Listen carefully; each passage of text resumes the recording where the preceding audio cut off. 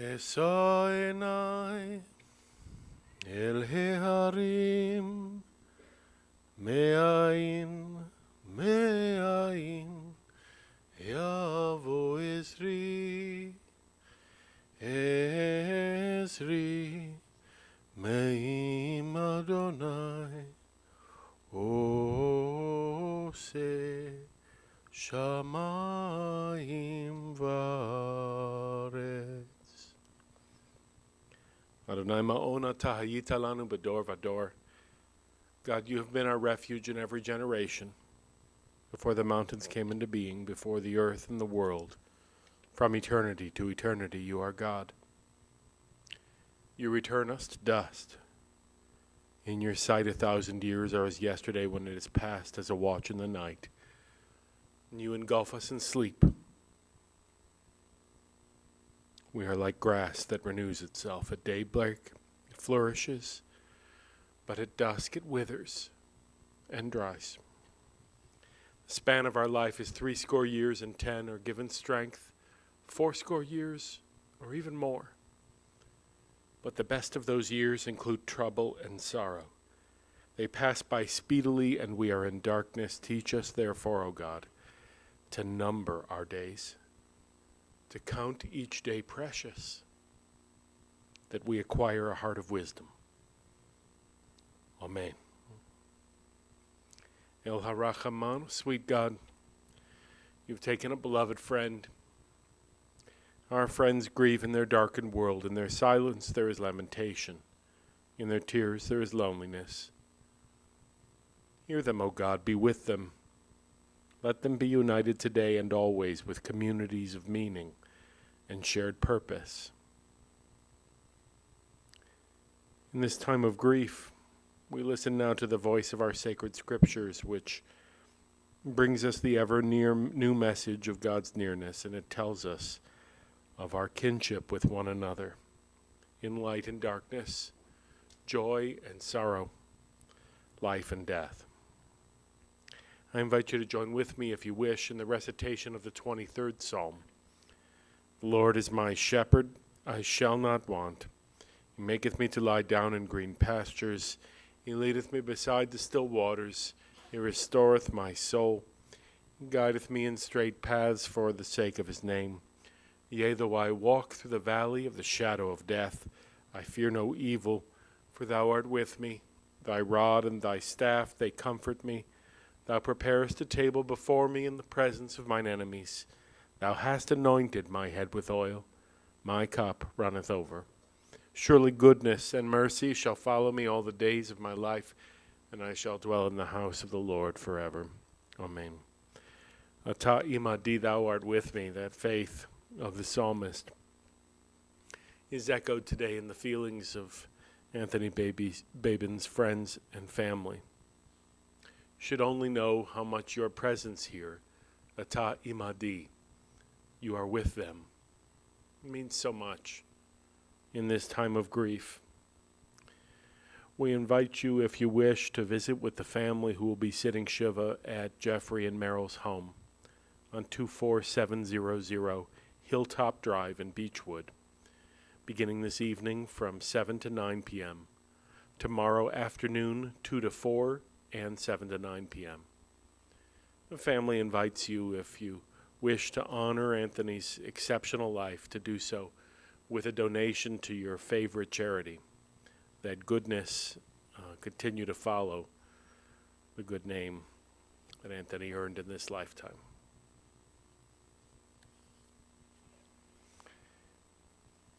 Dear friends, the Jewish poet Ephraim Rosenzweig wrote, "How suddenly it comes, this last today, but then it is here, the end of now. There was a time when if I could, I would have forced the door to yesterday, to live again the joys of early love, to feel once more the thrust of time into tomorrow's endlessness. But I am older now, and know there is a last today, and the sun will not rise to wash with light my clouded eyes. Tomorrow," he writes, "who knows where shall I be? Perhaps in an eternity where all time gone and yet to be are one. The poem expresses a beautiful idea, don't you think? The rumination of the narrator about dying senses the awareness, the dulling of his instinct to force the door to yesterday, combined with determination while still living and breathing to leave tomorrow's endlessness to one's descendants, the people who would survive us. The words of this poem seem apropos to share as the sun rises today, so brightly and unusually for a day like this in Cleveland, washing with light the clouded eyes of Anthony Babin's children, grandchildren, and great-grandchildren. For it seems that up until the final moments of his life, at his home in Jupiter, Florida, when he asked his caregiver, Jody, to remove his oxygen and turn him over to a more comforting pose, that he was alert to the fact that the life force within him was finally releasing itself from his once tight grip. And now he is, we pray, at peace. He knew that what was left of him would be returned here to his home community, and that he'd be placed by his beloved Marilyn eternally, and that, too, is a source of blessing. Anthony Whitelaw Babin was born here in Cleveland in October of 1926, the oldest of the children of Elmer and Ruth Babin. He carried his mother's maiden name as an indication of the strong family heritage, the ties and traditions carried on by both sides, a tradition of including Whitelaw, which has carried itself from Tony's generation onto his children as well. His sister Judy is here with us today, with Jack at her side, feeling the grief over the death of the last remaining member of her family of origin. While growing up here in Cleveland, Judy and her brother knew in their father Elmer a relentless, business-oriented personality who carried on the family's successful real estate holding business founded by his own grandfather. Ruth and Elmer's children were educated Jewishly at Euclid Avenue Temple, and for the greater part of their education in Shaker Heights schools, from which he graduated in 1944 and continued on to distinguished service, as we have just acknowledged, as a part of a specialized training program in our nation's military, in the Army, and then on to studies in civil engineering at Ohio State, from which he graduated almost 7 decades ago. He did not, as it turned out, go into a career based on the training in civil engineering, as after a short time working and living in Columbia, Missouri, he returned to Ohio at his father's instance to join the family's real estate business, Aquila, and then Variety Realty. Still, something very important happened for Tony when he was at Ohio State. There he met the love of his life, a local girl from Columbus, his beloved Marilyn. It was at a ZBT fraternity party which she attended as part of a neighboring sorority. Only it turned out that Tony had brought a different date to the party. He told me when we were preparing for Marilyn's funeral a few years ago that he didn't know what she saw in him. He didn't even have a car to come pick her up for a date. And when they did go out and Elmer's Chevy became available to him, Tony apparently nearly didn't make it to her home because he got involved in a traffic accident. That first date at a basketball game. Who brings a first date to a basketball game? Might have turned out differently. But the romance that began at Ohio State, the loving companionship that started there, made their marriage rich and full of blessings for each one of them. He felt incredible gratitude that life had brought him Marilyn, who protected him and he her. She would act as the buffer for him when his temper or his restlessness made him somewhat more irascible. Difficult sometimes to make a bond. And it was she who'd receive and respond to just about every call and request to spend time with friends and loved ones. And the family feels so grateful that Tony, even as he grew quite infirm in recent years with a degenerative muscular disease, still received daily calls from dear friends like Roger Zucker. And that after Marilyn's death, grandson Jeremy, who will speak shortly, continued his weekly Sunday update calls to his grandparents, sharing more about his undertakings and travels, and mostly just to remind them that he was present and accounted for. Think about this. Since Tony's college graduation and up until the summer of 2014, he only knew one day without a life's commitment in his marriage to Marilyn. It was the Saturday after his college graduation, which occurred on Friday, and they were married on Sunday, March 20th, 1949. They made their 65 years a beautiful family that carried many of the things that characterized their shared values, the family's lifelong commitment to our synagogue on Anshe Chesed, long after it moved from Euclid Avenue onto Fairmount Boulevard. And during their marriage, they pursued a shared love of adventure together, traveled the world, including 33 cruises. She supported him in volunteer endeavors, such as his service as the president of the Ruth and Elmer Babin Foundation, president of Hebrew Free Loan Association, his involvement in our local Commerce Club in Cleveland, and his terms of service on the board of Oakwood. The only thing that Marilyn wasn't thrilled to help him with was to pursue the love of flying he had.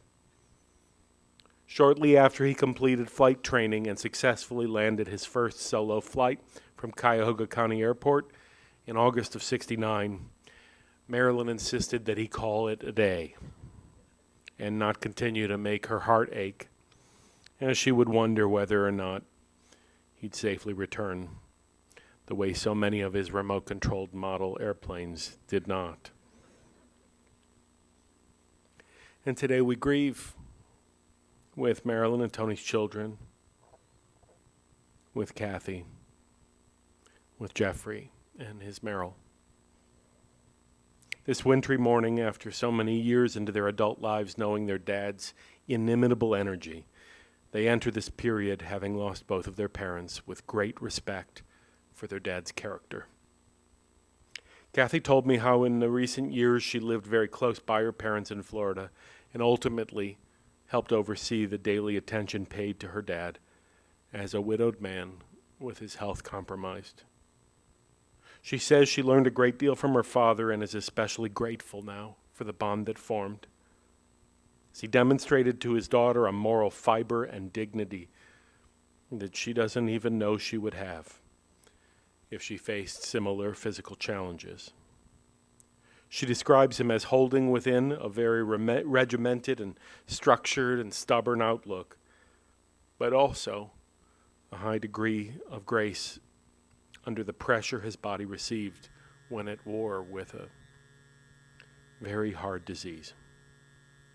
Jeffrey, who will speak in just a few moments in tribute to his dad, remembers with a smile all the ways they have been compared over the years for their similar aptitudes, tastes, and interests. He relishes the positive memories of having his parents, both avid golfers like himself, cheer competitively for him in any competition, and is appreciative of his dad's help in founding his accounting practice, establishing what Tony himself might have always wanted, his own family business. In some ways, Jeff wishes that other side of his dad, the more social side oriented toward activities like travel or bowling or playing bridge, were more of his upbringing, rather than a dimension of him that was shared mostly with couples and other friends with whom his parents spent time. Transcending a traditional parent-child bond was a task that eluded Tony. It seemed to everyone, though, he had a capacity for that warmth, but he never really had a strong example, even in growing up, of a nurturing and affirming closeness. Tony's brother-in-law Jack wrote an email for me to read on behalf of him and Judy, in which he described how much his sister-in-law and brother-in-law were social friends just as much as relatives, and that he thought he will miss him greatly because, in Jack's words, he felt he was as close to Tony as anyone could be. He added that there was never a cross word that passed between them. Tony officed with me, he wrote, in the Shaker building for many years. Not that either of them were doing much work. We had lunch, he writes, 3 to 4 times a week at Oakwood, Panera, or Ellsberg's. They had a regular Saturday bridge game, not great bridge, but great fun. And he added that in more than 6 decades of knowing one another, the only time he saw Tony lose it with him was when Jack told him that although he didn't mind the sounds of Tony's radio playing, that he did mind keeping the door wide open so that everyone in the entire zip code could hear the daily pronouncements of Tony's favorite radio host, Mr. Rush Limbaugh. It seems that anyone who knew Tony knew that they were going to have to put up with his predilection for pumping up the volume for Mr. Limbaugh on the radio, letting the world know how much better it would be without Democrats. I think that Anthony Whitelaw Babin would want his liberal rabbi to record for the day that he was a Republican and that our country needed more people to vote his way. Am I right? He was indeed a creature of habit and could be difficult to please.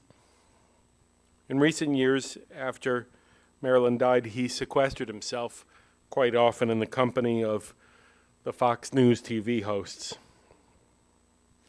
It's not as if he could physically enjoy the same activities that once thrilled him. As a former Commodore at Jonathan's Landing Club in Jupiter, as an avid boater and fisherman. But he determinedly, in recent years since Marilyn's death, surrendered the connections to the people with whom he enjoyed those parts of his life. There were bright spots, of course. He was glad whenever the opportunity allowed itself to connect even briefly with his beloved granddaughters, Callie and Amanda, and his grandsons, Elliot and Jeremy. He was so pleased to become a great-grandfather to Clover and Fisher. And Amanda told me she was so pleased that his longevity allowed him to meet her husband, Naveen, last September. Callie and Amanda each remember drinking yoo-hoos with their grandfather. Their joyful memories in their hearts, spending time on the fishing boat. Elliot told me of on Friday afternoon about the sandwiches Marilyn would make, just so, stocking up for them for fishing trips on the intercoastal in Florida. And he remembers a time here in Cleveland when, while teaching Elliot how to play pool, Tony hit the cue ball so hard that it split in half.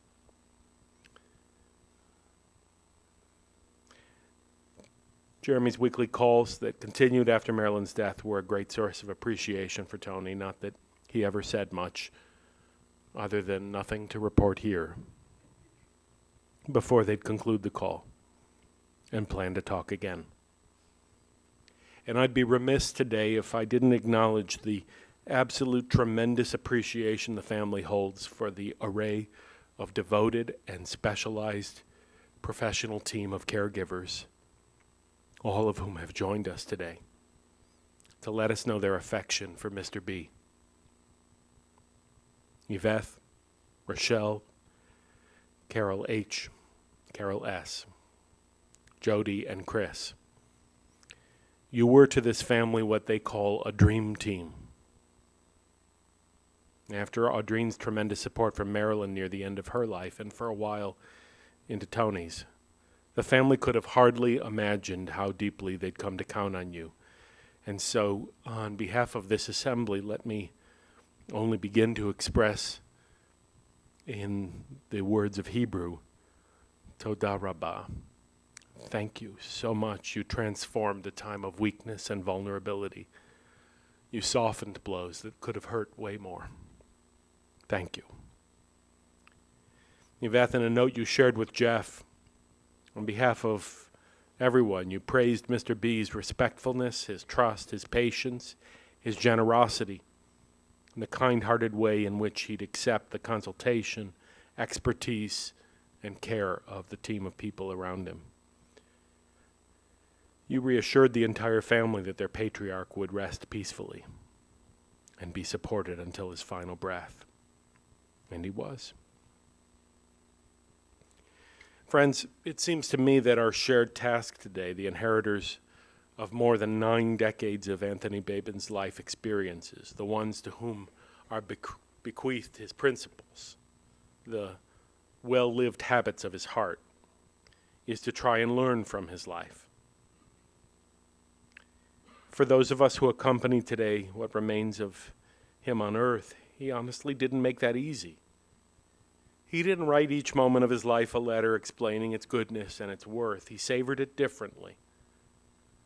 And his life echoes the teachings of the psalm with which I began our service today. The best of our years include trouble and sorrow. Teach us, therefore, to count our days, to number each one precious, that we acquire a heart of wisdom. I ask you all to be true to these tasks. Let us today love his legacy, including its mortality. Let us hold against our bones what he stood for and what he wouldn't stand for, even as doubts arise naturally about the would-haves and could-haves and should-haves of his living years. Let us find wisdom in our tradition's admonition to us right now, which is to let all those would-haves and could-haves and should-haves go and live our lives going forward in integrity. Amen. I'm honored to call now on Jeremy and Jeff, who are each going to share some memories.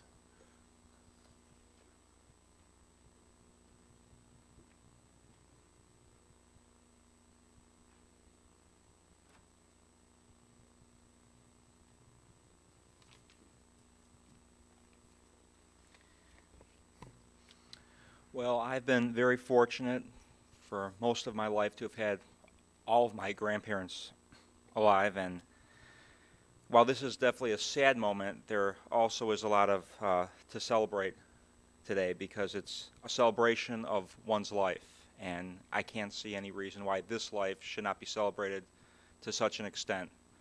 A house in Florida, travels all over the world, but more in particular, this event celebrates the end of an era and also celebrates the reuniting of both my grandmother and my grandfather back together, who really shouldn't spend any more time apart than they've already. So it's for that reason, there's a lot to celebrate, and I know that I would celebrate the only way that he would celebrate any occasion, and that's with a Stoli on the rocks with a slice of orange. So I will have a toast to him and celebrate his life the way that he would.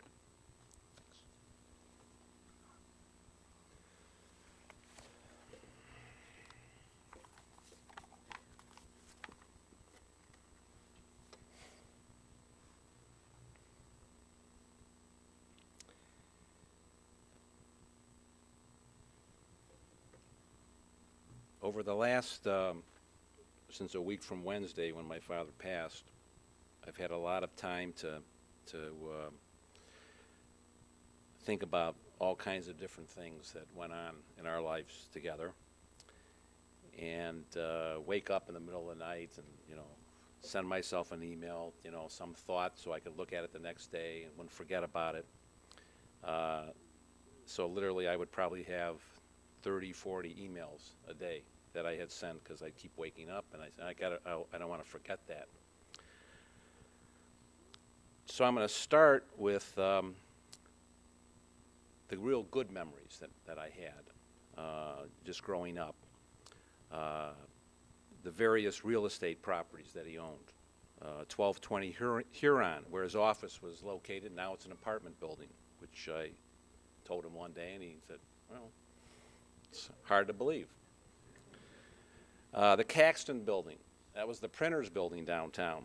I remember talking to him about that small little water tower that used to be on the roof there, that up until when Jacobs Field opened and it was visible from Jacobs Field, it now could be used for advertising. Of course, back then, The building just had printers, and there was nothing, in terms of Jacobs Field. The Hippodrome Theater, a childhood memory was going to see The Sound of Music, the movie, in that massive auditorium, not like movies that you go to today. The Howard Johnson's Motel at East 55th and the Shoreway. The Georgetown Inn. This is where I took my wife Meryl on our first out-of-town trip together, where we fell in love. When we arrived at our room there was a knock on the door within minutes when we had checked in, and it was someone coming there delivering fresh, warm towels. We were chauffeured around D.C. in a hotel limo to see the sights. It was quite a trip. It was the only time I went to the Georgetown Inn. There were strip centers at Broadview and Brook Park, others in Toledo and Lincoln, Nebraska.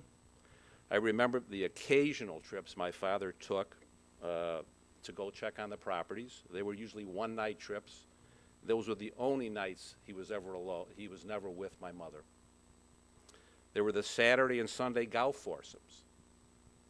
Harold and Alan Krause, Roger Zucker, Dan Simon, Norm Halpern, Bob Broida, John Klein, Ken Lapine. He was a new member and somehow filled in. Once in a while, I filled in. There was not a lot of conversation in that group. Maybe they were just all serious about their golf games. His radio-controlled model airplanes that he built from hundreds of balsa wood pieces, gluing them together, painting everything perfectly, then going out to that field on Richmond Road. Most of the times they would crash. Most of the times I would become hysterical. He would slowly and precisely put them back together again. The model train set he built in the basement with bridges and a pond. His boat in Florida, I think the best part for him was cleaning it after we were on the boat, because he just loved to put it back to where it was spotless.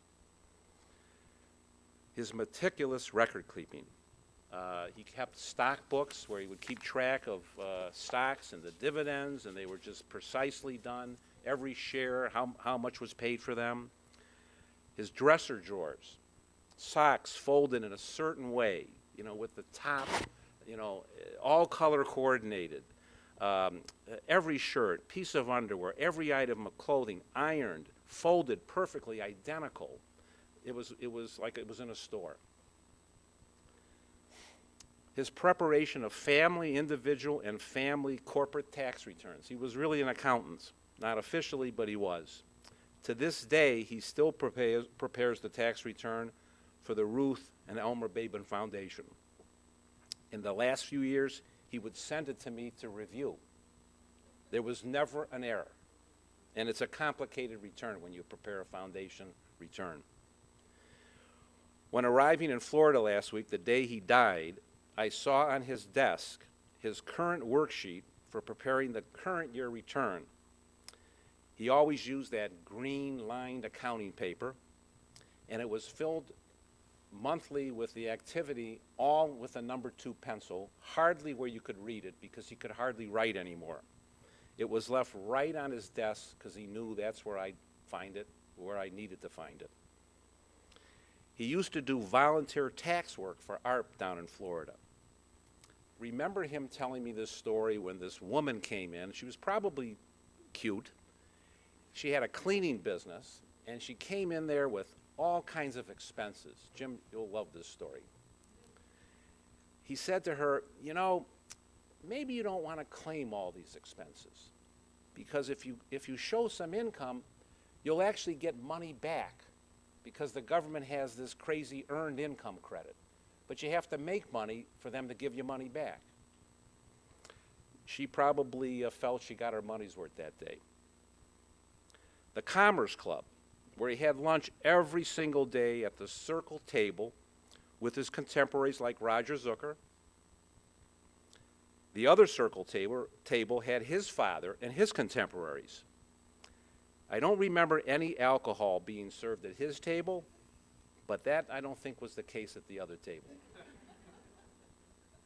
I remember one particular day at the Commerce Club when I came I was invited, and they honored an individual named Richie Stoddard. He was the first All-American at the University of Houston, and he was the son of a member. His picture-taking skills, all the trips that he puts into albums, just perfectly, and the ones that I will always cherish was when he put together a collage of some of my golf tournaments with the scorecard, pictures, excerpts from the Oakwood Bulletin.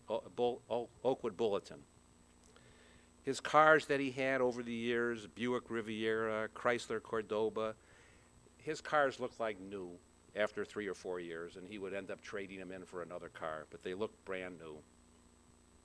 Going to the Browns games in the early 60s, like so many of my contemporaries with their fathers. An occasional OSU game. He still has season tickets in his name. We're trying to figure out how we can keep those. And even seeing the Cincinnati Royals play in the old Cleveland Arena before the Cleveland Cavaliers came into existence.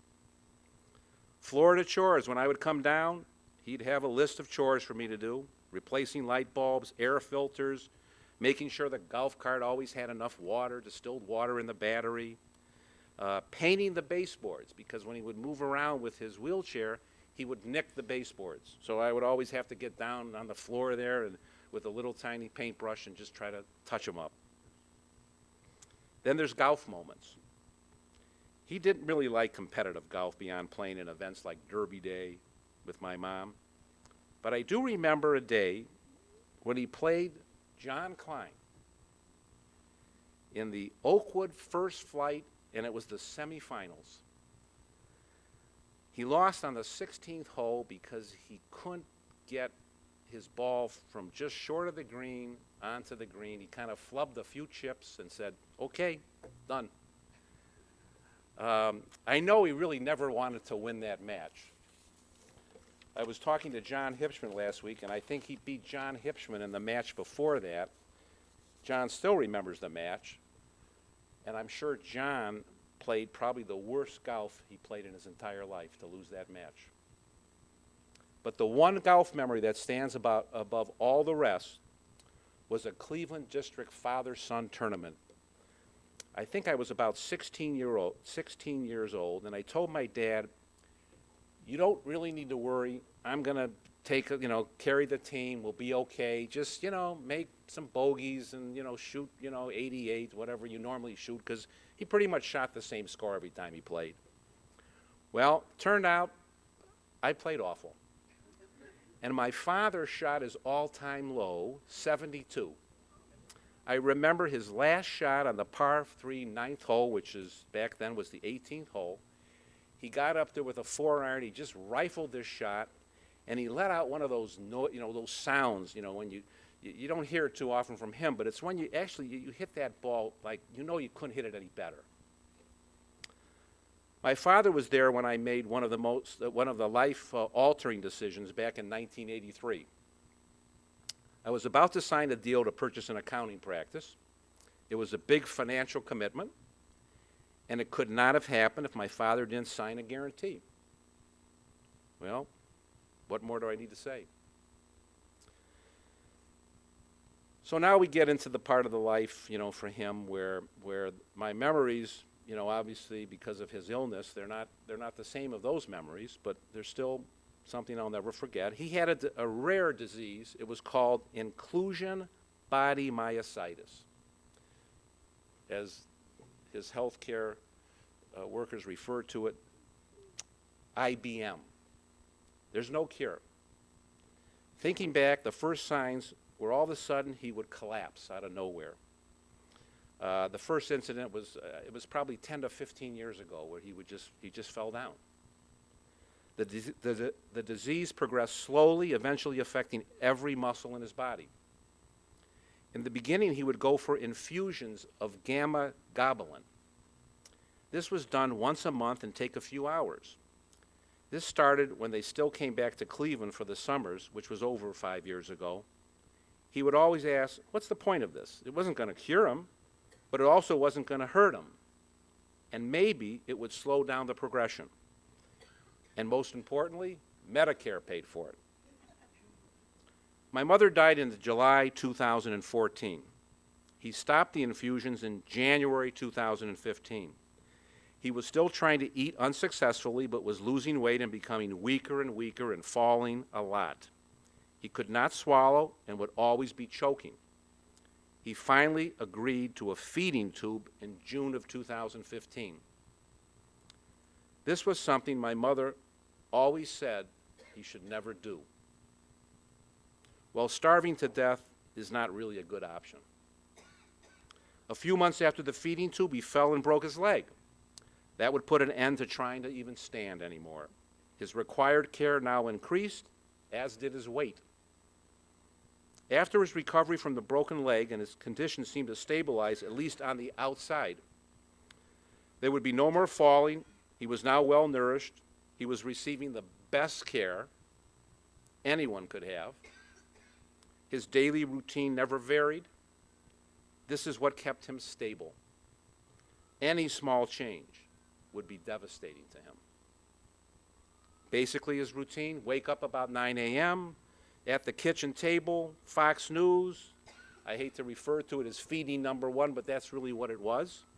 He'd read the Palm Beach Post, the Wall Street Journal, and play Sudoku. 10 a.m., he goes into the bathroom, showers. He was very proud of his hygiene. It was very important to him. Clothing, of course, was always perfectly cleaned, ironed, and folded. He used certain body lotions and facial wash products. It turns out that I use the same things today. You know, if they're good enough for him, they're definitely good enough for me. After bathing, he'd be put in a different bed, a little more where he could be, sit up a little bit, read on his Kindle. He read hundreds of books on his Kindle. He read all of the Bill O'Reilly books. At 12 noon sharp, back in the kitchen, second feeding, a little Fox News, to his bed for his afternoon nap, woken up maybe at 3 o'clock for another feeding. Eventually, this was eliminated. At 4:30, wakes up from his nap, taken to his desk, review his financial affairs, bills, read emails until 5:30, when he'd be taken to his den chair, receive his mail and his 3 daily phone calls: Roger, Zucker, Kathy, and me. Roger, I know you would have wanted to be here. I talked to you a few times. You were truly his best friend, and your calls were so important to him. Another feeding at 6 p.m. sharp. By the way, dinner at our house growing up was always at 6 p.m. Then watch the local news, the NBC National News, and then Fox until Bill O'Reilly would come on. After O'Reilly, back to the kitchen for another feeding. Eventually that was eliminated, and once O'Reilly was off the air, he went to bed earlier every day. By the way, my son Jerry would call him, as you know, every Sunday around 5:30. This was another part of the routine. I know he looked forward to those calls. And it reminded me of when I routinely visited my grandfather, Elmer, and took him McDonald's to lunch at his apartment in the last days of his life when he could no longer go out. In the last few months, he was getting up later, going to bed earlier, and he would say to me he was always disappointed when he'd wake up in the morning. He lived the ultimate conflict. He really did want to die, but his care was so good he couldn't. He only went out of the house for haircuts every 6 weeks. Still need to call that the barber, because I'm sure he's wondering. The dentist appointment twice a year, annual vision checkup, all the routine, he kept doing the care that was the normal care. I couldn't even get him to go on a ride on the golf cart just to see the changes in the club that were going on down there, or even just to get fresh air. When I would visit, the quality time was from 5:30 until he would get ready for bed. We would be in the den together. The TV volume was just so high you couldn't hear anything. I was sitting near the TV. All of a sudden, out of the blue, he'd say something. Ask a question about my children, how Meryl was doing, our new puppy, recently something about the new tax laws. It showed me that he wasn't really paying attention to the TV, but just thinking about all kinds of stuff. I knew deep down he really was depressed. I think the only other person he would share his true feelings was with the vet. I would respond, Dad, you got a bad deal. There was nothing else to say. On a rare occasion, when he would get a call from one of his friends, he would talk in such a way you would never know there was anything wrong. His dry sense of humor would come out. Jeremy, I know when you would call, you would say he sounded okay, but he was really putting up a front. In the past few months, I would take more and more pictures with my cell phone and send them to him. It could be of our puppy, what it looked like after a snowfall, the temperature gauge in my car showing how cold it was, or pictures from my daughter's Amanda's recent wedding. And when I'd call, he'd always bring up the pictures I sent him. Another very sad memory is when the Jonathan's Landing Yacht Club wanted to mention my mother in their annual special outside ceremony, where they would lay flowers on a pond honoring the recent passing of one of their members or their spouses. I went to check out the location to make sure his wheelchair could have access. At the last minute, Kathy and I were down there, he decided not to go. I think it was a combination of him not wanting anyone to see him and not wanting to put himself in a situation where he might be able to not control his emotions. I never saw him cry. He wasn't even able to go to his wife's funeral. When his sister Judy and husband Jack would visit from the West Coast, he would always wear a different shirt than normal and would always, look and act like he was doing okay. He would always discuss Cleveland sports. He read the Plain Dealer online every day. He knew exactly what happened the previous day with the Indians or Cavs and Browns and all the storylines. That connection is so similar to what I have with my son Jeremy. On Sundays in the fall, he was glued to the NFL Red Zone. I think back over the last few years of his life and the things that he gave up or lost. Playing golf, driving a car, doing volunteer tax work for ARP, his Cleveland life, his walking, eating, drinking, playing bridge, writing his name, although he continued to try to do it, he could hardly hold, a pen or anything in it. And he had to have a certain kind that had kind of a tip that would write a little easier. And this is someone whose writing was always so precise in his numbering. And then, of course, he lost his wife. That was not how it was supposed to go down. He had the disease. He was supposed to be the first to go. What he didn't lose was his mind. He was still the same person throughout. He was very in charge of his own situation, directing his home care staff, when to check his oxygen level, blood pressure, medications, and whatever needed to be done around the house. He always wanted things to be in their place. I have to thank the most important people who, since my mother died, have taken care and loved my father like he was a member of their own family. I know Kathy and I consider them members of our family. This was our superstar Jamaican team. We're so grateful that all 6 of you are here today. Yvette, Rochelle, who's Yvette's daughter. We didn't actually know that right away. Carol H., who we refer to as Man Carol. The other Carol, recently engaged. Jody, and Chris, who recently married Rochelle. Also, Audrine, who was mentioned by the rabbi, who was there in the first few years before she had a baby. She had to endure making my father's bed 4 times before she got it right. It's a tribute to you, Dad, that they are all here with us to honor you today, as well as Kathy and I have 6 first cousins, and they're all here today. It's the first time I think we've ever all been together. If I could make one request, if any of you have the opportunity to go up to any of his caregivers, besides telling them how sorry you are for their loss, if you gave them a hug, maybe you would absorb some of their love and kindness because they have so much to give. Yvette, you are an angel from heaven, one of the most loving individuals I've ever met. You made a promise to my mom when she was near death. You would take care of her Tony. That allowed my mother to die in peace. You fulfilled your promise. It didn't matter what else was going on in your life. When you lost your dad, you were always there for him, always figured out what needed to get done, and made it run as smoothly as it possibly could. You even took him to your house when he had to evacuate for Hurricane Irma. And you even brought him back home to Cleveland to be with us. My father gave me two pieces of advice that I'll always remember that helped me become who I am today. No, it wasn't tips on putting and chipping.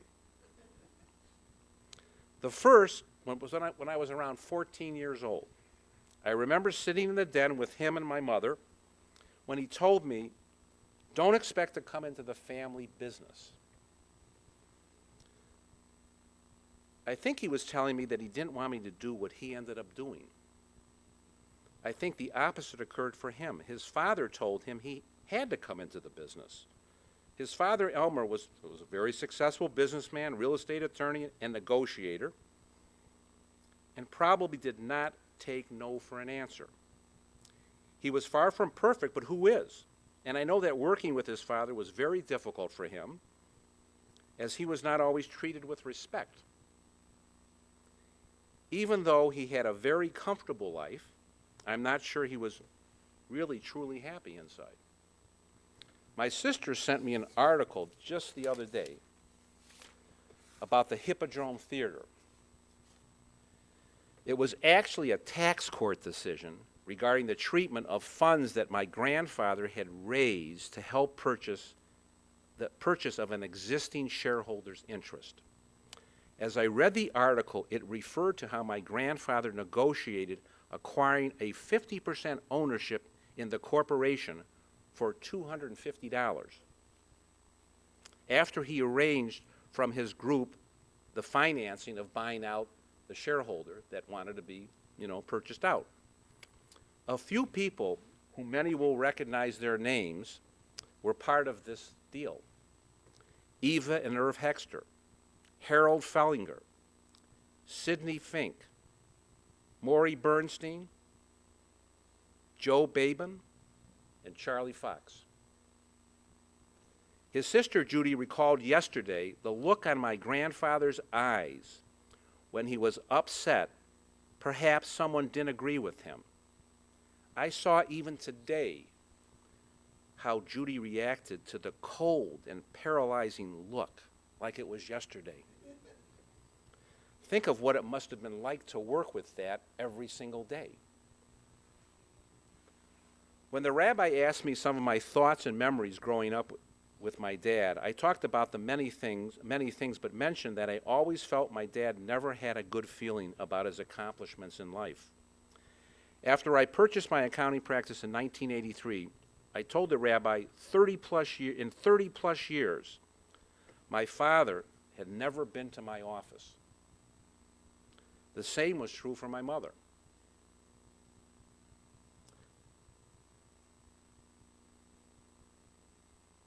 I know probably some people might be surprised by that.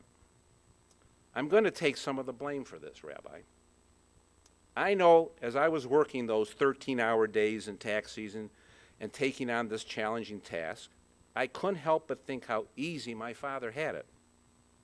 I recalled his routine on most days going downtown to his office at 1220 Huron, arriving at 9:30, reading the Wall Street Journal and meticulously updating some of his personal records.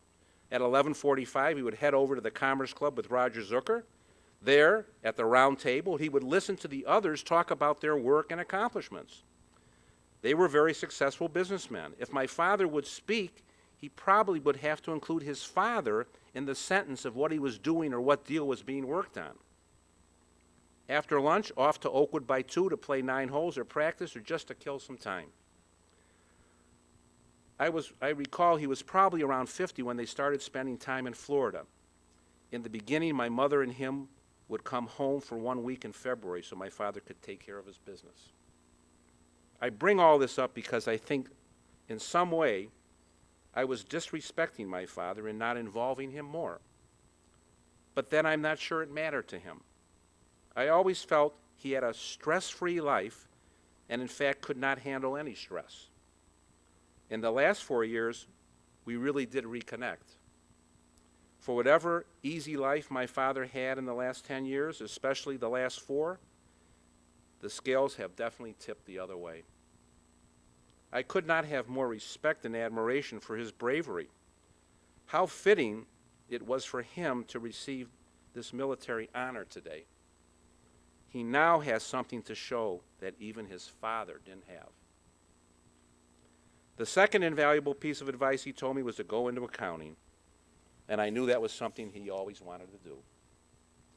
I know everyone who knew my father and came in contact with him would say he was an honest person of high integrity, a good sense of humor, and they really liked him. During his final years, I found my conversations with him would last longer and longer.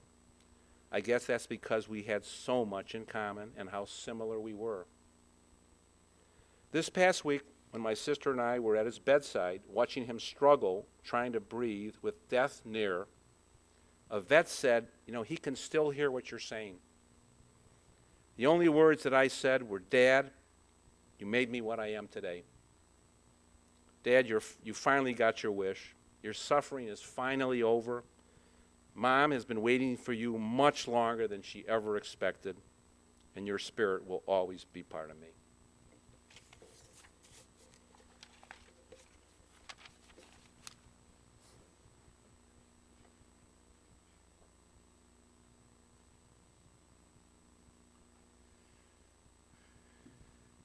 I invite you all to please rise.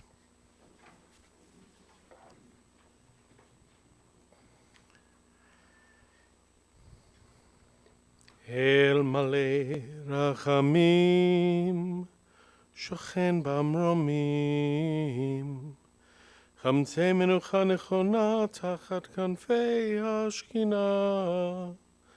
עם קדושים וטהורים כזוהר הרקיע מזכירים את נשמת אנתוני בן אלמברות שהלך לעולמו. בעל הרחמים יסתירהו בסתר כנפיו לעולמים, ויצרור בצרור החיים את נשמתו. אדוני הוא נחלתו, וינוח בשלום על משכבו, ונאמר Amen. God, full of compassion, eternal spirit in the universe, grant rest now in your sheltering presence to Tony Babin. He has entered eternity. O God of mercy, let him find refuge now in the shadow of your wings. Let his soul be bound up in the bond of everlasting life. God, you are his inheritance, and he yours. May he rest in peace. Amen.